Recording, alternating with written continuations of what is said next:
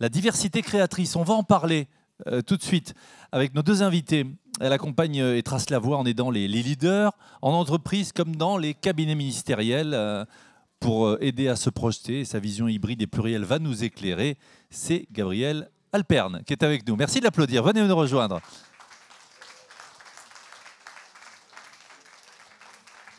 Alors lui, c'est un metteur en scène toujours en mouvement.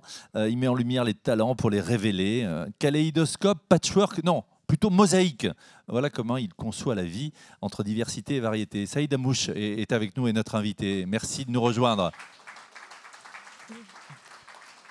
Bon, Saïd doit être juste à côté, mais par la magie de Monsieur Frédéric qui va arriver. Merci Gabrielle Alperne d'être avec nous. Le micro est ouvert, tout est bon. Je disais que vous accompagnez les leaders, les entreprises, cabinets ministériels aussi.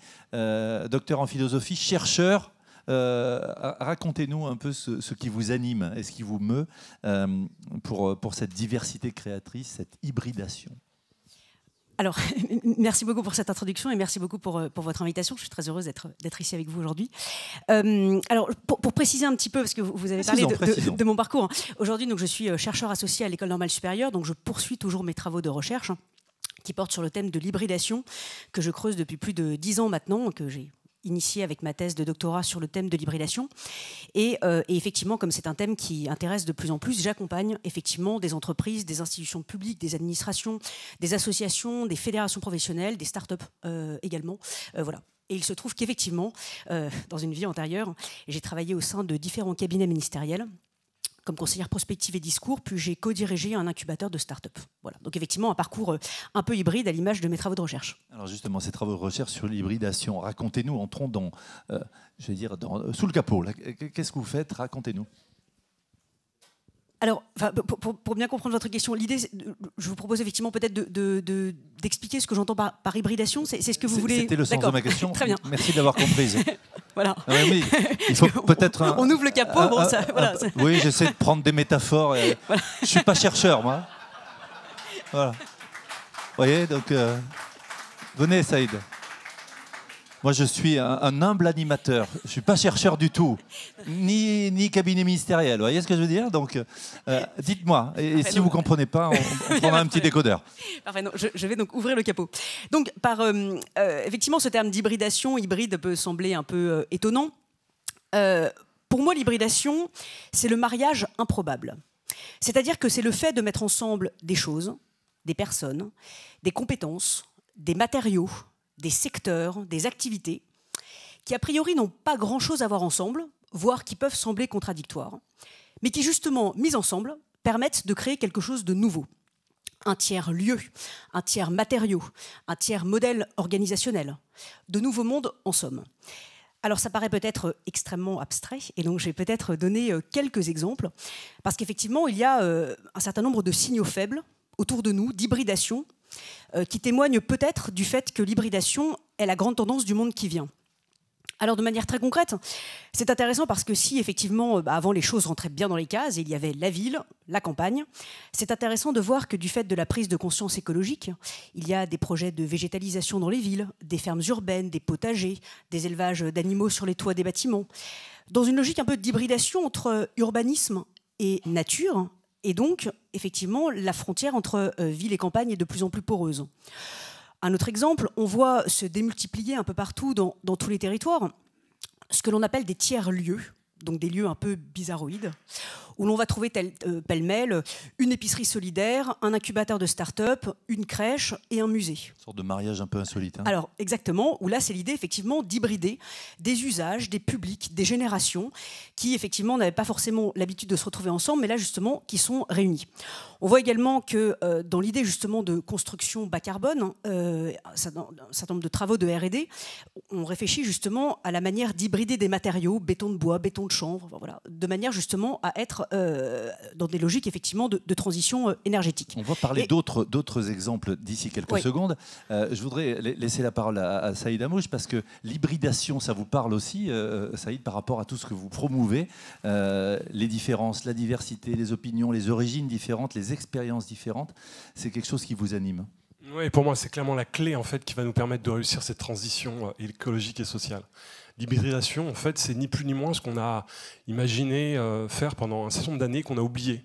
Le genre humain, quand on regarde un peu, quand on fait l'étude du génome humain, on est tous en fait issus en fait de populations métisses, et en fait on est le fruit d'une immigration qui a démarré il y a 60 000 ans. Et cette immigration, il faut avoir en tête que nous sommes tous en fait des enfants. Nos ancêtres ont été des migrants qui ont quitté l'Afrique pour pouvoir s'installer en Europe et un peu plus largement dans le reste du monde. Et donc du coup, si l'hybridation n'a pas été une composante de nos civilisations, l'être humain, je ne suis pas certain qu'il aurait pu résister en fait à son évolution. Et donc c'est une clé significative, fondamentale, qui permet en fait de repenser notre société. Et on est juste face en fait aujourd'hui à des obstacles qu'il faut franchir avec sérénité et confiance. On a un pacte qui s'appelle le pacte républicain. Moi, j'ai confiance en les valeurs qui sont ancrées dans la République. Et c'est à partir du moment où on est fier de ce pacte et qu'on souhaite en réalité simplement l'animer et en contrecarrant, il ne peut y avoir égalité si on ne lutte pas contre les discriminations. Il faut se le dire, il faut se le redire, il faut l'appliquer. Il ne peut y avoir à un moment donné fraternité si on a le sentiment qu'il y a une partie de la population en fait, qui est laissée sur le bas-côté de la route. Et c'est le contraire de ce recroqueville, c'est faire émerger des solutions ensemble de cette diversité, de cette hybridation. Absolument, c'est la force en fait de l'espèce humaine et c'est la force de la civilisation chrétienne, des civilisations, et j'ai envie de dire que c'est une puissance française. Moi, je suis le fruit en fait de la théorie en fait de l'intégration. Mes parents sont arrivés il y a 50 ans en France et ça a marché. Et donc pourquoi ça a marché il y a un certain nombre d'années d'une manière très puissante, parce que la méritocratie a permis l'émergence des individus, c'est très clair. Et pourquoi aujourd'hui on se confronte en fait à des guerres idéologiques qui nous empêchent en réalité de réfléchir, qui nous installent dans nos peurs, qui nous installent dans notre naïveté, parce qu'à un moment donné, c'est très important d'affirmer le dilemme identitaire, mais il faut aussi expliquer qu'on a un certain nombre de chiffres qui nous permettent de comprendre que notre société va bien, mais il ne faut pas être dans le déni. Évidemment, il y a une montée des communautarismes qu'il faut surtout combattre, et on a les clés pour le combattre. Liberté, égalité, fraternité. Et si on anime en fait ces valeurs d'une manière très forte, on n'a pas besoin de loi. Moi, je suis pas d'accord avec ce qui a été dit hier soir. On a juste besoin en fait de se souder, faire union et faire en sorte en fait qu'on trouve le chemin, le sens. C'était exprimé ce matin. Je crois que c'était très clair pour pouvoir combattre ces communautarismes. On va voir comment vous le faites vous avec Mosaïque, Saïd. Revenons à vous, Gabriel Alpern. Vous commenciez à parler donc de cette hybridation avec ces différents exemples. Tiers-lieux, ces rencontres insolites, ces mariages improbables. Il y en a beaucoup, hein. Oui, il y en a beaucoup et c'est intéressant parce qu'ils vont être de plus en plus nombreux, que ce soit effectivement dans les zones urbaines, zones rurales, et on voit qu'ils apportent énormément au territoire dans lesquels ils s'inscrivent. Un autre exemple qui est intéressant d'hybridation, on voit qu'il y a une forme d'hybridation des métiers. Je prends deux exemples. Du fait de la crise sanitaire, il y a eu de plus en plus de rapprochements entre un directeur immobilier et un directeur des ressources humaines, hein, qui effectivement, avant, travaillaient quand même plutôt en silo. Et là, c'est intéressant de voir qu'il y a plus qu'une convergence entre leurs périmètres, il y a vraiment une forme d'hybridation entre leurs missions. Oui, parce que l'épanouissement du collaborateur ou de la collaboratrice se fait aussi par rapport à son lieu de travail. Au lieu de travail, exactement. Un autre exemple intéressant, on parle évidemment de plus en plus de la responsabilité sociale et environnementale, et c'est intéressant de voir qu'un directeur financier, un directeur de la RSE, aujourd'hui ne peuvent plus continuer à travailler chacun de leur côté, et il y a effectivement toute cette réflexion sur par exemple de nouveaux critères d'évaluation extra-financière de l'entreprise, responsable, par exemple, et donc avec une forme là aussi d'hybridation entre le directeur financier et le directeur de la RSE. Donc là c'est intéressant parce que finalement ce qui était l'entre-soi, ce qui était les silos, chacun dans sa case, chacun dans son monde, c'est intéressant de voir que justement, eh bien, on commence peut-être enfin à apprivoiser notre angoisse de l'hybridation et que nous sommes enfin prêts à faire des petits pas de côté pour mieux aller vers l'autre. Pourquoi on y avait cette angoisse de l'hybridation ? Alors ça c'est intéressant parce que c'est tout le cœur de mes travaux de recherche. Effectivement, Qu'est-ce qui fait déjà que vous vous êtes dit je vais m'intéresser à l'hybridation, le déclic ? Alors, il y a plusieurs choses. Il n'y a pas d'Yvan, hein, mais non, mais disons que quand j'ai commencé à m'intéresser à ce sujet, il y avait un certain nombre de signaux faibles déjà qui commençaient, ces tiers-lieux, voilà, des choses qui faisaient que, voilà, je me suis dit, là, il y a un truc qui est en train de se passer et peut-être que l'hybridation est peut-être enfin en train de se mettre en œuvre. Donc ça m'intéressait d'essayer de comprendre si c'était des signaux faibles éparpillés ou si au contraire, ils étaient peut-être le signe d'une tendance. Vous avez dit enfin, ça veut dire que vous attendiez ça. Je viendrai après justement sur la question de l'angoisse. En tout cas, sur ce sujet-là de pourquoi j'ai décidé de travailler sur ce thème. Bon, je vois que ça fait beaucoup rire, mais si j'ai décidé de travailler justement sur ce thème, c'est que voilà, il y avait ces petits signaux faibles et je voulais comprendre de quoi ils étaient le nom, ce qu'ils signifiaient, ce qu'ils pouvaient apporter, si l'hybridation était porteuse d'espoir ou pas. Voilà, donc ça c'est pour répondre à votre question, la raison pour laquelle j'ai souhaité m'intéresser à ce sujet. Maintenant, deuxième question, la question de l'angoisse par rapport à l'hybridation. Effectivement, ce terme hybride, même s'il s'est un peu banalisé ces derniers temps, continue à apporter une connotation négative. Aujourd'hui encore, si vous dites de quelque chose ou de quelqu'un qu'il est un peu hybride, bah, c'est rarement un compliment. C'est la personne qui ne rentre pas dans la case, c'est la personne sur laquelle vous ne pouvez pas coller en fait, une étiquette. Voilà. Et pour nous, les êtres humains, il n'y a rien de pire que les gens sur lesquels on ne peut pas coller une étiquette. En France, on aime bien en plus, alors, par oui, rapport aux États-Unis. C'est très humain quand même. Voilà, ça nous angoisse. C'est l'inconnu, c'est l'imprévisible. Donc, connotation négative. Et donc, en remontant un peu dans l'histoire des idées, effectivement, cette angoisse de l'hybridation ne date pas d'hier. Et donc, je suis remontée à ce fameux mythe du centaure dans l'Antiquité grecque. Donc, le centaure, il est donc être humain au-dessus de la ceinture et cheval en dessous de la ceinture. Figure hybride par excellence. Et ce qui est intéressant, c'est que ce soit dans les textes qui nous viennent de l'Antiquité ou que ce soit dans la peinture ou dans la sculpture, eh bien, le centaure est presque toujours représenté comme un être monstrueux, agressif. Il a un arc avec une flèche, comme s'il nous voulait du mal. Donc c'est intéressant justement d'avoir incarné l'idée d'hybridité, d'hybridation dans une figure aussi monstrueuse. Et de fait, le centaure, c'est pas un homme, c'est pas un cheval. Il n'a à la fois pas d'identité ou trop d'identité. Donc ça nous déstabilise. Intrigue. Voilà, il est un peu suspect, il a un pied dans plusieurs mondes. Donc forcément, on s'en méfie un peu. On se méfie des gens qui ont un pied dans plusieurs mondes, qui sont à la fois d'ici et d'ailleurs. Et puis en plus, forcément, il est imprévisible. Par définition, on ne sait pas comment lui, il va réagir. Et enfin, dans l'hybridation, il y a une idée de transgression. Parce que le centaure, c'est le fruit d'un mariage improbable, voire d'un mariage interdit. Il y a une forme de transgression. Et donc, forcément, oui, ça sort de la case, ça repousse ou ça remet en question la norme. Donc, forcément, ça nous déstabilise. Ça sort de la case. C'est pas comme tout le monde. Ça, c'est un sujet que vous avez dû prendre à bras-le-corps, Saïd. C'est-à-dire qu'il a fallu mélanger, mixer, et avec cette mosaïque, justement, qui montre qu'on arrive à faire émerger des idées, qu'on arrive à faire émerger, on parlait de faire société. Racontez-nous, mosaïque, ces identités qui, loin de s'affronter, loin de faire qu'on se recroqueville, permettent de s'ouvrir et de construire quelque chose ensemble, où on n'a pas que des clones, en fait. Oui, c'est un peu l'illustration dans le domaine des ressources humaines de ce que vous êtes en train de mettre en avant. Moi, je suis parti en fait d'un principe qui était très fort, c'est que moi, j'avais constaté très tôt en fait que l'État-providence se dégradait à grands pas et que les logiques de contraintes économiques, notamment boostées par l'Europe, faisaient qu'il fallait repenser, réimaginer en fait une autre manière en fait de financer nos modèles sociaux et donc économiques. Donc ça, c'était un héritage que j'ai eu en tant qu'universitaire. Et puis, une conviction en tant que résident en Seine-Saint-Denis. Moi, j'ai grandi à Bondy, je continue à vivre à Bondy, et je me rends compte qu'en fait, qu'on a une jeunesse. La sociologie des banlieues a énormément évolué. Et dans les années 2000, au moment où on a constitué d'abord une réflexion forte autour de l'ouverture sociale dans les grandes écoles, ce qu'a fait Richard Descoings, ce qu'ont fait ensuite les grandes écoles, c'est faire émerger en fait une nouvelle génération de leaders venant d'origines sociales et culturelles différentes. Et en parallèle, moi j'étais convaincu qu'il fallait en fait créer des connexions entre le monde économique qui avait besoin de compétences et une jeunesse en fait qui était laissée sur le bas côté de la route parce que manque de réseau, manque de connexion, parfois même préjugés forts. On a agi sur le préjugé. On parlait du Centaure, ils ne sont pas comme les autres, donc voilà. Ouais, et ce qui est intéressant, c'est de partir en fait des besoins. Et les besoins en fait des boîtes, c'était de recruter des compétences. Et donc du coup, vous êtes tourné vers les RH. Exactement. Et donc du coup, on a créé le premier cabinet de recrutement non-profit spécialisé dans la promotion en fait de la diversité, en mettant en avant en fait les aptitudes et les compétences de ces individus.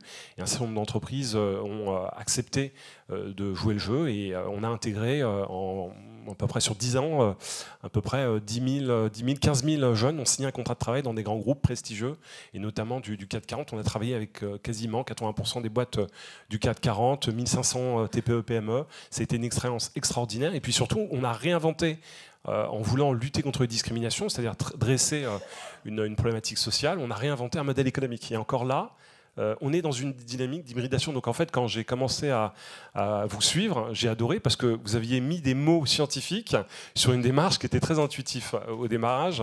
Et en réalité, c'est exactement ce qu'on vit. C'est-à-dire qu'on a réinventé, puisque on a demandé à un moment donné aux entreprises de participer aux frais. Et puis cette association a évolué en entreprise à mission. Et comme l'objet final, c'était vraiment de servir avec une nouvelle proposition l'intérêt général, on a fait le choix en fait de créer une fondation qui détient 100% des titres de cette entreprise à mission, qui fait aujourd'hui du conseil en formation, du conseil RH, conseil en organisation et conseil en recrutement. Et donc, du coup, c'est l'évolution de modèles économiques qui sont aussi le fruit de cette hybridation et cette capacité à réinventer des modèles. Aujourd'hui, on peut regarder le passé et se dire comment je fonctionne avec mes outils d'hier, mais je pense qu'aujourd'hui, il faut s'installer dans des dynamiques nouvelles qui nous permettent de créer de la valeur avec des attitudes psychologiques différentes, et donc ça passe par la capacité du dirigeant à prendre en fait ses responsabilités. Je vois dans la salle Epoca en fait, qui est une PME qui a fait le choix à un moment donné, en s'associant avec nous, de prendre tous les risques pour pouvoir créer un événement de mobilisation qui s'appelle le sommet de l'inclusion économique, et c'est vraiment la vision d'un dirigeant. Le dirigeant fait tout, vous le dites, et vous avez raison, parce que l'idée c'est quand même d'éclairer le candidat et puis de rassurer aussi le recruteur. C'est un juste équilibre. Oui, on est dans la médiation, des temps de médiation où à un moment donné, on est obligé de penser décalé pour pouvoir créer cette richesse. Et c'est ce qui a fait en fait la création de richesse de toutes les boîtes en réalité.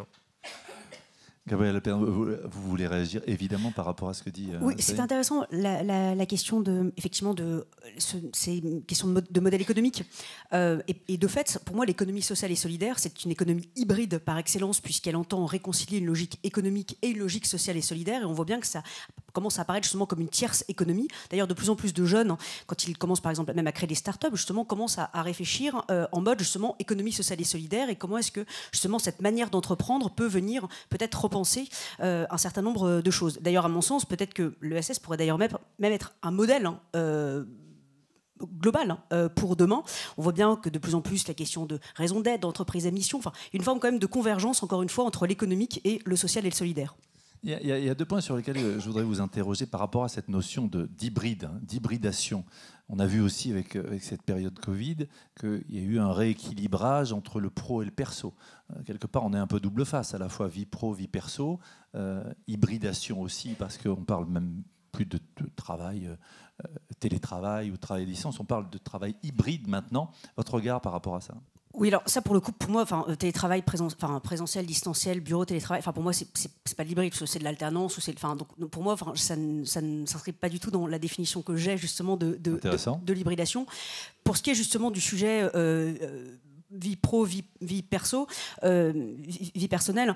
Moi, effectivement, quand je fais l'éloge de l'hybridation, on va me dire alors ça veut dire que vous voulez justement qu'il y ait cet amalgame cette confusion entre vie personnelle et vie professionnelle. Là, pour le coup, pas du tout, parce que entendons-nous bien, l'hybridation, c'est pas la fusion. Voilà. Et on a bien vu que parfois, justement, dans ces risques de fusion, ça peut être assez compliqué. Donc non, là, je le dis bien, ça n'est pas l'hybridation, c'est pas l'alternance, c'est pas la juxtaposition, c'est pas la fusion, c'est pas l'assimilation au sens où l'un prendrait le pas sur l'autre. L'hybridation, s'il fallait une définition, ce serait la métamorphose réciproque. Voilà. Donc quand, par exemple, deux métiers se rencontrent, quand deux secteurs se rencontrent, quand deux personnes se rencontrent, comment justement il y a une véritable métamorphose réciproque entre les deux. Alors là seulement on peut parler d'hybridation. On parlait tout à l'heure de talents divers et variés. Comment on aborde les profils atypiques, justement, quand on ne veut pas mettre les gens dans les cases ? Alors là, effectivement, c'est une vraie question pour les recruteurs. C'est vrai que les DRH peuvent parfois avoir enfin, en tout cas, difficulté face à un centaure qui a un pied dans plusieurs mondes. Alors effectivement, oui, ça demande de repenser peut-être les fiches de poste. Ça demande peut-être de ne plus penser en termes de métier, mais en termes de compétences. Voilà, le sujet, c'est quelles sont les compétences, sachant qu'une personne, c'est un socle de compétences en perpétuelle combinaison et recombinaison. Donc voilà. Et puis surtout se dire que justement, ce qui est très intéressant, c'est comment est-ce que des compétences qui peuvent sembler très différentes, très éloignées de mon secteur, peuvent justement venir apporter quelque chose. Je prends un exemple très concret, parce que j'ai fait un travail de recherche récemment sur le sujet, dans le domaine de l'agriculture. C'est très intéressant parce que l'on voit qu'il y a un certain nombre de néo-agriculteurs qui avaient donc une vie professionnelle avant, qui étaient directeur du marketing ou product owner dans une start-up, et donc qui arrivent dans le monde agricole. Et alors là, c'est très intéressant de voir qu'il y a une transposition des compétences d'un univers professionnel à un autre, et donc une transposition de compétences qui du coup après fait une forme d'hybridation de compétences, et ça vient apporter justement des compétences qu'on n'avait peut-être pas forcément l'idée ou l'habitude de trouver dans le monde agricole. En fait. Voilà. Et donc ça permet peut-être d'exercer autrement les métiers. Et donc ce phénomène que j'ai exploré dans le domaine agricole, on le voit finalement dans plein d'autres métiers, dans plein d'autres entreprises, des métiers qui sont en train de se réinventer parce qu'il y a de plus en plus de personnes qui ont démultiplié les vies professionnelles, démultiplié d'ailleurs aussi peut-être les statuts, enfin en tout cas qui ont différentes carrières, et donc ça, loin d'apporter quelque chose de négatif, voilà, à mon avis, au contraire, ils viennent justement apporter d'autres compétences, d'autres secteurs, et donc ça rend l'entreprise beaucoup plus forte quand il s'agira effectivement de faire face à la Covid-19 ou un jour à un virus informatique, où justement le fait d'avoir pas des personnes monospécialisées, mais au contraire des personnes qui ont un pied dans plusieurs mondes, eh bien, sera d'autant plus à même d'aller peut-être mettre un petit pied dans un autre secteur, développer un autre marché, un autre produit, un autre service, pour pouvoir faire face à ces changements. Et à l'imprévu. Saïd Amouche. La diversité, elle est créative à partir du moment où on change aussi les outils, comme je le disais tout à l'heure. Et moi, je suis convaincu qu'aujourd'hui, le CV est dépassé. Il faut se l'avouer. Le CV, aujourd'hui, c'était l'ère de la massification, c'était l'ère de l'industrialisation, c'était l'ère de l'accélération. Et ce qu'on a observé, nous, sur les 10 dernières années à travers Mosaic RH, c'est qu'il fallait miser sur le potentiel des individus. D'abord, le premier atout, c'est que ça permet en fait d'identifier la place de chacun au regard de ses justes compétences. Et ça, c'est intéressant. C'est-à-dire que je ne vais plus simplement me concentrer sur celui qui a fait la grande école, l'élite, celui qui permet en fait de gagner très vite, mais je vais me concentrer en fait sur les talents de chacun. Et à partir du moment où on s'inscrit dans une logique de méritocratie, on est dans un exercice très intéressant où on va trouver la position idéale à l'individu qui est en face. Et en faisant ce type d'expérience, alors c'est très compliqué, puisque ça nécessite une refonte de fond. Eh bien, vous parliez des startups. Nous, on fait en ce moment une expérience qui est très intéressante. Dans les startups, il y a 3-4 grands métiers qui sont récurrents. Les business développeurs, le community manager, et le troisième, c'est quoi déjà? Développeur, community manager, développeur, il y en a un troisième. Et en fait, en lien avec le commercial aussi. Et en fait, en réalité, quand on écoute les startups, quand on voit en fait comment ça fonctionne, on est aujourd'hui capable, grâce à des tests, des assessments très poussés, des entretiens, d'évaluer les gens en fait sur leurs aptitudes et leurs potentiels. Et donc, c'est très intéressant de rapprocher celui qui a un talent naturel et qui n'a pas forcément fait la grande école. Alors je ne dis pas ça pour tuer le business d'Olivier S. Je dis simplement que ce sont des éléments en fait, à prendre en considération très tôt pour pouvoir justement ensuite doper de la formation. On fait des bilans de compétences quand on est en crise dans son job. En réalité, on devrait faire des bilans de compétences dès qu'on commence à rentrer dans le marché du travail pour pouvoir justement savoir si on est compatible ou pas avec des grandes organisations, si on est plutôt compatible avec le secteur public, l'intérêt général ou quelles sont les dominantes naturelles que chacun a. Veut réagir. Oui, c'est très très intéressant ce que vous dites. Effectivement, enfin, le CV, c'est du passé. C'est-à-dire que le CV donne une indication sur votre passé, mais pas forcément sur votre avenir. Et je pense que ça dit beaucoup finalement de notre société, où on a un peu de mal justement à se passer du CV. C'est que nous avons érigé la cohérence en valeur morale. Voilà, il faut être cohérent à tout prix. Donc c'est ça qui fait qu'on n'ose pas changer de métier, on n'ose pas changer d'identité, on n'ose pas changer de logo, de communication, de secteur, voilà, ou de vie par exemple quand on est un individu. Et je pense que c'est parce qu'on a nous sommes convaincus que c'est le passé qui donne un sens au présent et à l'avenir. Je pense qu'au contraire, c'est l'avenir qui éclaire au contraire notre passé. Justement, un lien avec mon expérience en cabinet ministériel, ça m'avait beaucoup frappé parce que la plupart de mes confrères et consoeurs dans les autres cabinets, qui étaient plumes, étaient presque tous des historiens. Et donc, c'était intéressant parce qu'à chaque fois qu'un ministre ou même un président de la République ou un Premier ministre devait faire un discours, eh bien, c'était toujours en rapport au passé. C'est-à-dire que telle loi, telle politique publique a un sens, tient sa légitimité parce que, etc., parce qu'il y avait le passé, il y a le passé. Mais une politique publique, elle a du sens en raison de l'avenir, sinon elle est déjà dépassée. Une loi ne tire pas sa légitimité du passé, mais justement parce que c'est l'avenir qui la requiert. Sauf qu'on peut s'appuyer aussi sur le passé pour construire quelque chose différemment. Oui, mais je pense que nous sommes tellement déterminés, nous sommes tellement déterminés par le passé que justement nous en sommes totalement emprisonnés. Et justement, ce que j'aime bien avec cette idée-là de se dire, le sujet c'est le potentiel, le sujet c'est l'avenir. Je pense que c'est important parce que je fais un lien par rapport à notre regard sur la jeunesse. On dit pique-pendre de la jeunesse, les jeunes seraient individualistes, infidèles, repliés sur eux-mêmes. Voilà. Alors ce qui est amusant, c'est que Socrate et Hésiode, en leur temps, disaient eux aussi que si l'on confiait les clés de la cité à la jeunesse, la cité serait complètement, irait à sa perte. Donc c'est un peu le jeu de toutes les générations de critiquer leur jeunesse. Sauf qu'à Athènes, au 5e siècle avant Jésus-Christ, la jeunesse avait quand même une déesse et un autel autour duquel les foules se pressaient. Et donc c'était quand même une société dans laquelle on savait que le sujet c'est l'avenir, c'est pas le passé. Et je pense qu'aujourd'hui on a un vrai problème effectivement par rapport à l'avenir. On ne parle que du présent, on ne parle que du passé, et donc on n'a aucun amour pour l'avenir. Donc je pense que c'est peut-être d'abord ça, comment faire la pédagogie de l'avenir et comment donner le goût de l'avenir.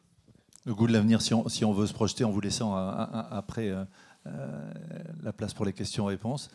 Comment est-ce qu'on se projette? Vous voulez aller plus loin, Saïd, avec poursuivre l'expérience dans plus de secteurs, hein? Il y a une vraie dynamique. Il y a ce que vous faites au CESE aussi. Oui, je pense qu'il faut d'abord se mettre en position psychologique en fait de vouloir reconstruire. Donc ça, c'est quand même un défi fondamental. Comment on s'organise vers l'émergence de solutions, et donc ça nécessite en fait un état d'esprit très particulier. Et puis, juste pour finir là-dessus, je pense que le plus important aujourd'hui, c'est de se faire confiance. Qui a des questions? Qui veut réagir? Philippe Gabillet. Ah, vas-y, je t'en prie. Je prends. Oui. Richard Delay, donc je dirige la recherche du groupe. Saïd, ça fait plaisir de te voir, parce qu'en fait, souviens-toi, il y a 15 ans, avec Roger, nous avons créé l'Observatoire économique des banlieues. Alors moi, j'ai fait ma thèse justement sur les banlieues. Le thème de ma thèse va vous faire rire. C'était « Un bon dealer est un bon vendeur, ce n'est qu'un problème d'environnement ». Bon, vous avez bien compris que sur le plan académique, il a fallu que je le change sur... Le cadre est un actif intangible dans le processus de réussite des jeunes de banlieue, ce qui veut dire la même chose, mais qui est traduit de manière différente. N'oublions jamais, chers amis qui êtes là, que la notion de banlieue, c'est le lieu banni. On est mis au banc de la société, parce qu'on ne sert pas le suzerain, on ne vient pas sous la bannière. Lorsque, il y a une quinzaine d'années, nous avons signé le premier accord public-privé avec le groupe IGS et l'université de Corté, de Corse. Nous avons fait l'inverse de ce qu'a fait Richard Descoings. Richard Descoings venait sélectionner les meilleurs, faisait un peu ce qu'on fait en Afrique en fait. Il y avait une fuite des cerveaux de la banlieue vers la capitale, ce mur d'enceinte qui s'appelle le périphérique. Du reste, il y en a 48 qui ont été très bien placés. Nous avons fait l'inverse. Nous avons décidé de proposer des licences, des masters et des doctorats de l'université de Corse en zone périurbaine. Aujourd'hui, on a la directrice des talents de Danone qui vient de chez nous. On a, je regardais cette nuit encore un poste d'une étudiante fabuleuse qui est au Canada et qui vient de monter une méga start-up. Et tout ça, ce sont des jeunes qui viennent des banlieues. Mais la diversité, ce ne sont pas que les banlieues. 85% des métiers de 2030 n'existent pas encore. Ce qui veut dire que notre métier d'enseignant, il est remis en question en permanence. Qu'est-ce qu'on doit enseigner? Enseigner les RH, vous les trouvez sur le net. Vous avez les meilleurs cours de Harvard, de l'INSEAD et de l'IGS RH. Les cours de marketing, vous avez les cours d'ICD qui sont en ligne, etc. Notre métier aujourd'hui, il est, et souviens-toi Saïd, quand on a emmené tous ces gamins à l'Assemblée nationale, avec un cocktail à l'Assemblée nationale, oui. Chez le questeur, etc., avec la garde républicaine, que ces jeunes nous ont dit merci, mais on leur a dit non, merci à vous, parce que ça vous appartient.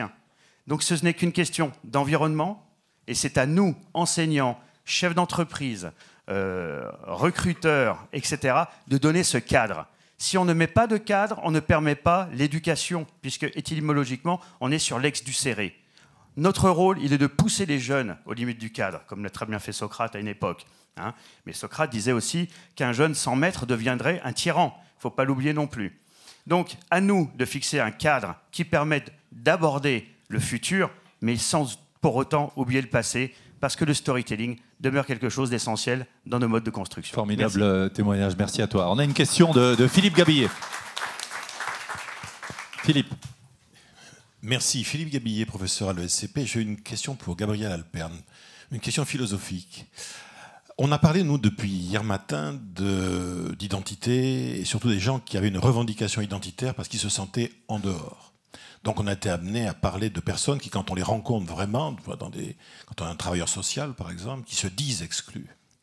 Et moi, j'ai souvent entendu, même dans des groupes de parole, des gens qui disent « Bon, moi, j'aimerais tellement être inclus ». Et comme par hasard, on a aussi évoqué l'inclusion, la nécessité d'inclure par rapport à un certain nombre de choses. Et je sais que vous avez un problème par rapport à cette histoire d'inclusion. Vous l'avez écrit, vous avez dit qu'en fait, inclusion, ça renvoie à inclusio, c'est l'emprisonnement, machin. Il vaut mieux parler d'hybridation.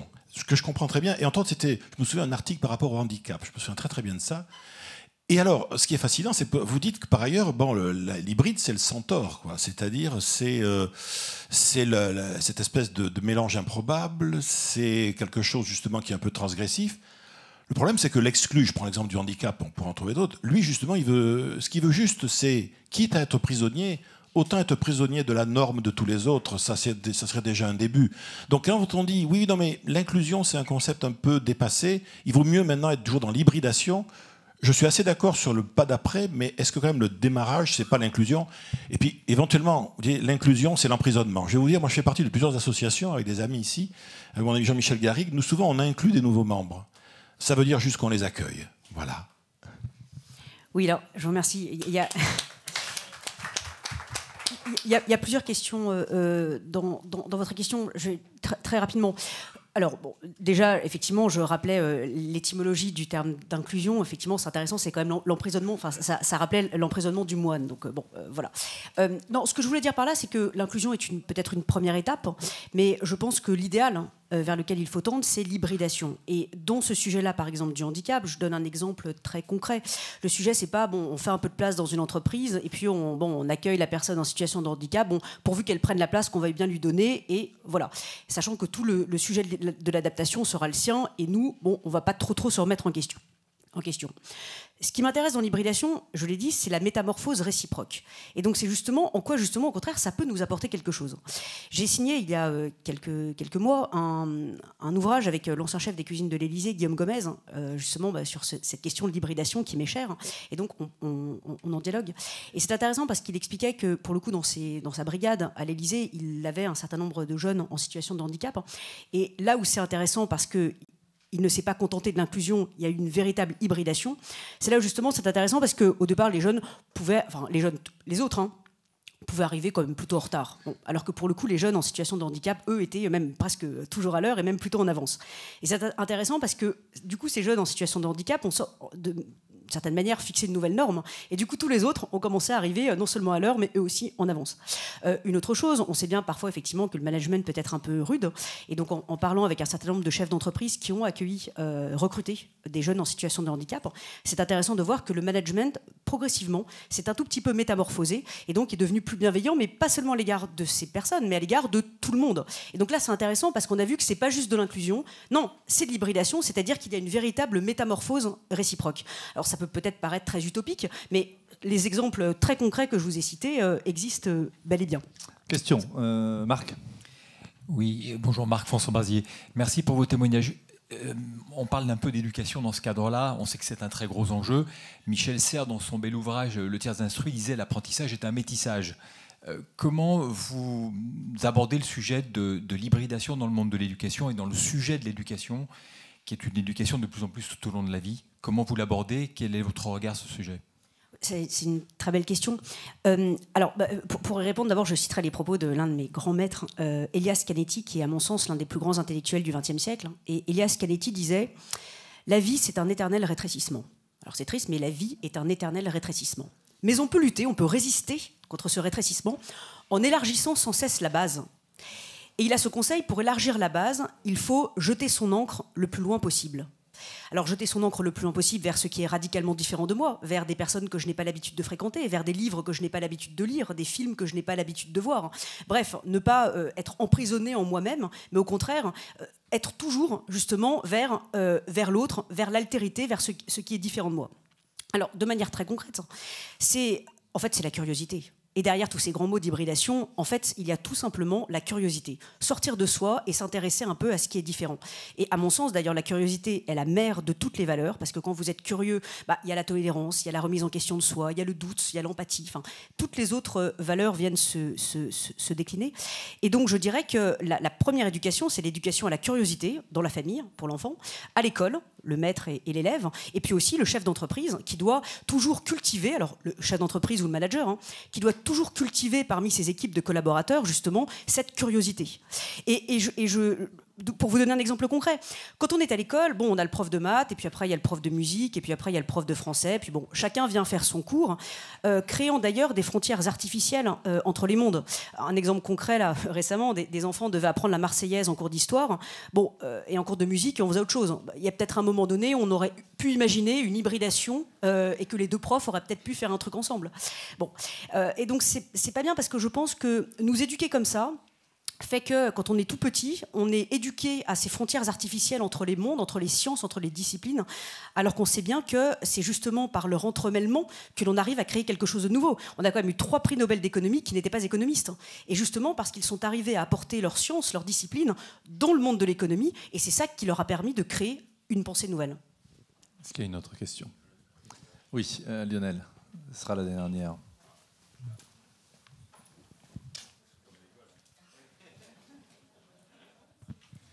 Bonjour Lionel Prudhomme, c'est une question pour Saïd. Tu parlais tout à l'heure en fait de la désétude ou du côté has-been du CV.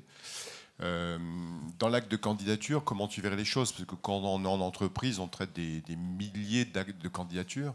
Et donc, selon toi, c'est quoi la substitution? Alors évidemment, il ne s'agit pas d'être radical, il ne s'agit pas d'installer une logique radicalité. Il s'agit en fait d'y aller progressivement, et je pense qu'en réalité, aujourd'hui on a des systèmes qui nous permettent à la fois d'observer le CV et à la fois d'observer en fait les résultats d'aptitude des différents candidats, et on trace tout de suite le potentiel, la capacité en fait à avancer dans une organisation. Et le réflexe qu'on peut, par exemple, tout de suite en fait développer, c'est de se dire j'arrête de regarder le CV et j'investis plutôt les résultats des tests. Et ça permet déjà de donner une direction. On va les remercier et les applaudir tous les deux. Merci à vous de nous avoir éclairés. Gabriel Alpern et Saïd Amou, je vous invite à rejoindre l'assistance.